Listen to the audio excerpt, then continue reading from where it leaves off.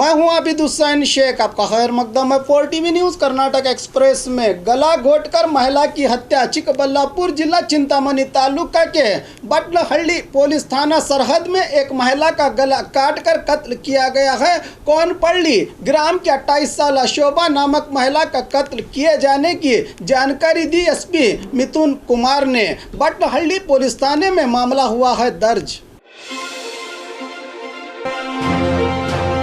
BS Yediyurappa बहुत दिन अधिकार में नहीं रहेंगे, बसनगौड़ा पाटिल की भविष्यवाणी। बीजापुर के वार्ड नंबर 3 में हनुमान देवस्थान के कंपाउंड के उद्घाटन के मौके पर बात करते हुए बीजापुर नगर बीजेपी विधायक बसनगौड़ा पाटिल यत्नाल ने सीएम येडियुरप्पा पर अपनी नाराजगी जाहिर करते हुए कहा है कि केंद्र सरकार भी सीएम से नाराज है। सीएम अनुदान सिर्फ शिवमोगा ले जा रहे हैं। पता नहीं चल रहा है कि ये राज्य के मुख्यमंत्री हैं या सिर्फ शिवमोगा के। हर बार हमारे उत्तर कर्नाटक वाले ही 100 से ज़्यादा विधायकों को चुनकर विधानसभा भेजते हैं। उधर के 15 लोग जीतकर उनमें से ही एक सीएम बनता है, मगर इस बार उत्तर कर्नाटक का ही कोई सीएम बनेगा। पीएम ने भी उत्तर कर्नाटक वालों में ही सीएम बनाने का भरोसा दिलाया है। अब मेरे और सीएम के बीच तकरार शुरू हुई है। मेरे क्षेत्र के अनुदान में सीएम ने कमी की है, बताया विधायक बसनगौड़ा पाटिल ने।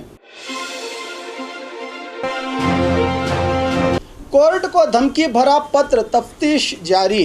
ड्रग्स मामले के सभी आरोपियों को जमानत पर छोड़ने की बात कहते हुए किसी अनजान आदमी ने बेंगलुरु सिटी सिविल कोर्ट के जज को पत्र भेजा है कि जिसमें लिखा गया है, ड्रग्स मामले में गिरफ्तार एक्ट्रेस संजना सहित सभी आरोपियों को जमानत दी जाए। आपको रुपया चाहिए या कुछ और चाहिए? अगर इस मामले में बहुत दिमाग चलाया तो आपके कार में बॉम्ब रखकर उड़ाया जाएगा, कहते हुए जैश ए मोहम्मद संगठन का नाम लिखते हुए 33 सिटी सिविल कोर्ट के जज सीनप्पा को पत्र लिखा गया है। आज बेंगलुरु सिटी पुलिस कमिश्नर कमल पंत ने मीडिया को बताया कि इस पत्र को लेकर आरोपियों का सुराग मिला है। बहुत जल्द इन आरोपियों को गिरफ्तार कर लिया जाएगा, बताया पुलिस कमिश्नर पंत ने। दिन दहाड़े चोरी, मोबाइल के खातिर पकड़ी गई चोरी। भटकल में दिन दहाड़े चोरों ने घर में घुसकर चोरी की, मगर जल्दबाजी में मोबाइल घर में ही छोड़ गए। वापस मोबाइल लेने पहुंचे तो ग्रामस्थों ने पकड़कर पुलिस को सौंपने की घटना भटकल तालुका के बेलके में घटी है। बेलके के फॉरेस्ट विभाग चेक पोस्ट के पास स्थित तिमैया नामक व्यक्ति के घर में दिन दहाड़े घुसकर चोरों ने करीब 6000 नकदी और बीजों की बोरी उठा ले गए थे। जब पकड़े जाने के डर से मोबाइल लेने वापस आए तो ग्रामस्थों ने यूनुस और मुदस्सिर नामक 2 चोरों को पकड़कर पुलिस के हवाले किया है। 6 महीने पहले भी इसी घर में चोरी की वारदात हुई थी और 3 चोरों को पुलिस तलाश कर रही है। सीएम बनने का दिन में ख्वाब मत देखिए, यत्नाल को विधायक रेणुकाचार्य की सलाह। आज बेंगलुरु के विधानसौदा में मीडिया से बात करते हुए वन्नल्ली के बीजेपी विधायक और सीएम के पॉलिटिकल सेक्रेटरी रेणुकाचार्य ने बीजापुर के विधायक बसनगौड़ा पाटिल के बयान पर पलटवार करते हुए कहा कि सीएम की तनकीद करने से क्या आप सीएम बन जाएंगे? आप किस उलझन में हैं? दिन दहाड़े सीएम बनने का ख्वाब देख रहे हैं, पता ही नहीं चलता कि कब किसको उठाते हैं, कब किसको गिराते हैं। मैं मानता हूं कि इनमें लीडरशिप क्वालिटीज हैं। वाजपेयी सरकार में मंत्री रहे हैं, कई बार मैंने ही इन्हें हिंदू हुली कह के पुकारा है, लेकिन ये स्वयं घोषित नायक ना बने तो ठीक है। राज्य के अध्यक्ष पीएम सभी वरिष्ठों ने सीएम के बदलाव की कोई गुंजाइश ही नहीं है कहा है। क्या पीएम ने पाटिल को कॉल करके बताया है कि सीएम बदला जाएगा? तुम्हारे इस बयान से पक्ष की गरिमा को ठेस पहुंची है। साझा सरकार के मौके पर बीएस येडियुरप्पा के नेतृत्व की बात कहते थे। सरकार आने के बाद पहले सीएम की तारीफ करते नजर आए। अब आपको मंत्री न बनाया गया तो ऐसा कहना ठीक नहीं। उत्तर कर्नाटक भाग के विधायकों की ओर से वकालत करने को आपको किसने कहा है? सवाल उठाया रेणुकाचार्य ने। घर की समीक्षा, बैलगाड़ी में पहुंचे सीईओ। पिछले दिनों हुई बारिश के कारण बेलगाम जिला कागवाड़ तालुका के कई ग्रामों में घर गिरे हैं। इन घर वालों को परिहार देने के लिए नुकसान का हिसाब लगाना जरूरी है। इसी के लिए घरों की समीक्षा करनी जरूरी है। वैसे इस बारिश से यहाँ के इलाकों के कई रास्ते पूरी तरह खराब हो चुके हैं। ऐसे में वाहनों में गिरे हुए घरों की समीक्षा करने पहुंचना नामुमकिन था। इसी को देखते हुए तालुका पंचायत सीईओ लगन गौड़ ने बैलगाड़ी में बैठकर सफर करते हुए मुलवाड़ ग्राम पहुंचे और अपना काम किया। इनके इस काम की हर तरफ सराहना की जा रही है। सीएम पद के लिए कोई बदलाव नहीं होगा, डिप्टी सीएम अश्वत्थ नारायण। आज बेंगलुरु के बीजेपी दफ्तर में मीडिया से बात करते हुए डिप्टी सीएम अश्वत्थ नारायण ने कहा कि सरकार के नेतृत्व में कोई बदलाव का सवाल ही नहीं पैदा होता। बिलाशुबा येडियुरप्पा ही हमारे नायक हैं, वही सीएम पद पर रहेंगे। बीजापुर विधायक बसनगौड़ा पाटिल ने यत्नाल ने क्यों ऐसा बयान दिया पता नहीं, ये बात उन्हें ही पूछनी होगी। वो अक्सर ऐसी विवादित बयान देते ही रहते हैं, इनका जवाब देते रहना मुमकिन नहीं है। इस बयान के मद्देनजर बसनगौड़ा पाटिल यत्नाल पर कार्रवाई करने के बारे में हमारे वरिष्ठ फैसला लेंगे, बताया डिप्टी सीएम अश्वत्थ नारायण ने।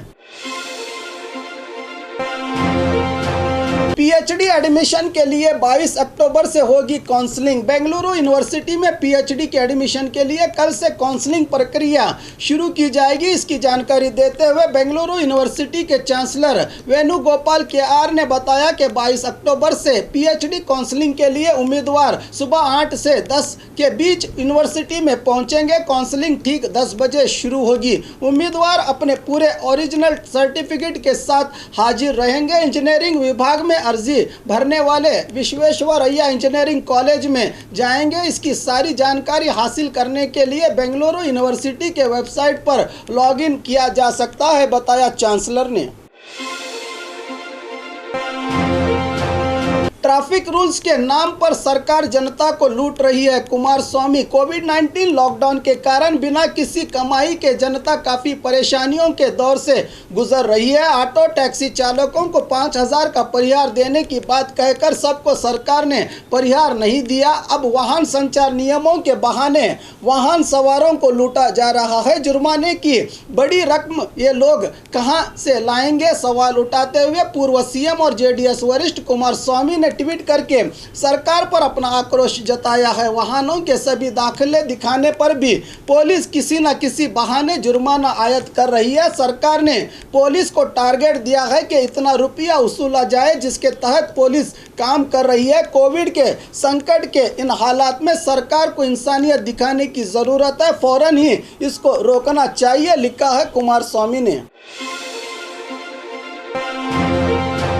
भीमा नदी में बाढ़ परिहार के लिए केंद्र सरकार से मांग। आज बीजापुर में मीडिया से बात करते हुए इंडी के कांग्रेस विधायक यशवंतराय गौड़ा पाटिल ने कहा कि गलत तरीके से पानी छोड़ने वाली महाराष्ट्र सरकार की नीतियों से ही भीमा नदी में करीब 90% बाढ़ आई है। इस नुकसान की भरपाई राज्य सरकार के बस की बात नहीं है। इसीलिए राज्य सरकार को चाहिए कि वो केंद्र पर दबाव डालकर परिहार की घोषणा करवाएं। ऐसा करने से ही किसानों को परिहार मिलेगा। हजारों एकड़ की फसल, घर वगैरह खोई हुई जनता के आंसुओं को केंद्र सरकार को ही पोंछना पड़ेगा। कर्नाटक नीरावरी निगम के अधिकारियों की भी इसमें गलती है, क्योंकि स्वर्णा बैरेज के काम में भी गलती की गई है। दो राज्यों के बीच किसानों को भुगतना पड़ रहा है, बताया विधायक यशवंतराय गौड़ा पाटिल ने।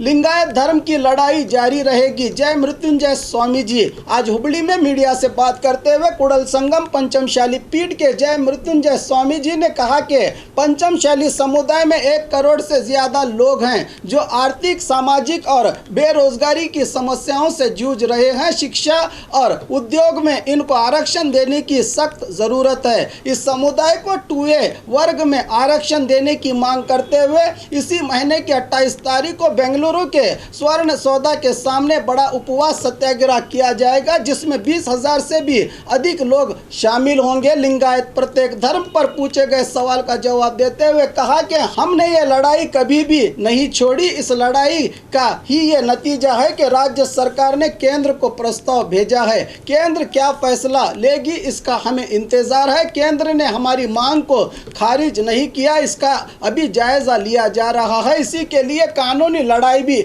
लड़ने के लिए हम तैयार हैं। हम मंत्री स्थान नहीं मांगेंगे, हमें बस आरक्षण चाहिए, बताया स्वामी जी ने। फूड विभाग पर एसीबी की रेड। बीजापुर जिला सरकारी अस्पताल के पास FSSI यानी फूड सेफ्टी सर्विस इंटरनेशनल विभाग के दफ्तर पर एसीबी विभाग ने छापामारी की है। फूड सप्लाई ऑफिसर इसहाक हुसैन फारूक की सोडा फैक्ट्री में नियम उल्लंघन के आरोप में गोविंद मराठे नामी व्यक्ति से 7,500 रुपयों की मांग की थी। इसी अधिकारी से परेशान होकर गोविंद मराठे ने एंटी करप्शन ब्यूरो अधिकारियों से शिकायत की थी। इस शिकायत के आधार पर ACB commissioner Manjunath Gangal, inspector Harish Chandra के नेतृत्व में छापामारी करके गैर कानूनी तौर पर रकम वसूली के आरोप में अधिकारी को गिरफ्तार करके कार्रवाई कर रही है एसीबी। तंबाकू नियंत्रण टीम की कार्रवाई। दावणगेरे में 21 मामले दर्ज। दावणगेरे शहर के कई इलाकों में तंबाकू नियंत्रण टीम ने छापेमारी करके तंबाकू से बने कई पदार्थों को जब्त करके जुर्माना आयत किया गया है। अपर जिला अधिकारी पुजार वीर मल्लप्पा के नेतृत्व की टीम ने कुल 21 मामलों को दर्ज करके जुर्माना आयत किया गया है। शहर के MG रोड, BT गली, KR मार्कर, बार, होटल्स, पान शॉप, बस स्टैंड में तंबाकू से बनी चीज़ें बेचने वालों को दबोचकर जुर्माना आयत किया गया है।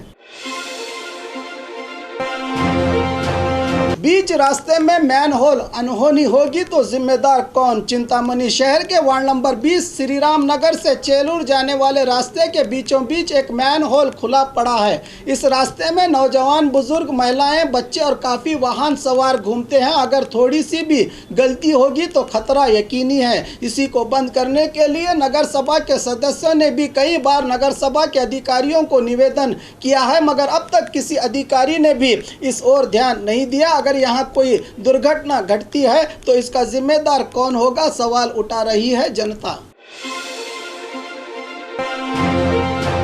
येडियुरप्पा को सीएम पद से हटाया जा सकता है। सिद्धरामैया। बागलकोट जिला बदामी तालुका में पूर्व सीएम सिद्धरामैया ने कुल 8 करोड़ की सरकारी कामगारी का उद्घाटन करके मीडिया से पूछे गए सवालों का जवाब कहा कि पिछले साल हुए बाढ़ नुकसान के समय भी पीएम मोदी ने कर्नाटक की तरफ देखा भी नहीं। इस बार भी उन्होंने कर्नाटक के बाढ़ प्रभावित इलाकों का दौरा नहीं किया, लेकिन जनता को पता चल गया है कि कौन कितना सच्चा है। इस समय येडियुरप्पा और MLA बसनगौड़ा यत्नाल पर अपनी प्रतिक्रिया देते हुए कहा कि हम तो सरकार को गिराने की बात सोच भी नहीं सकते। बीजेपी में अपने आपसी मनमुटाव से अगर सरकार गिरती है तो हमारी तरफ से सरकार बनाने की पूरी तैयारी की गई है, बताया सिद्धरामैया ने। येडियुरप्पा को हटाने की बड़ी साजिश उनके पार्टी में चल रही है। आने वाले दिनों में जनता के सामने पूरी कहानी सामने आएगी, बताया सिद्धरामैया ने।